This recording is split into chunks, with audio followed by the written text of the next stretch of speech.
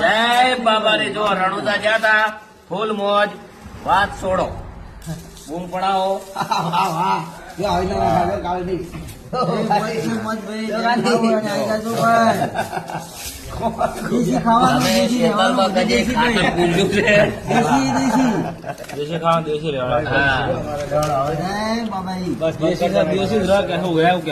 મોટો બના બીજા રણુદા આવે ને તો આવું ગ્રુડ ડીશ બનાવી મોજ કર. પેટમાં આડેસર ના થાય. જુઓ જય બાબાની મિત્રો, સફરજન પપાયા ડીશ છે.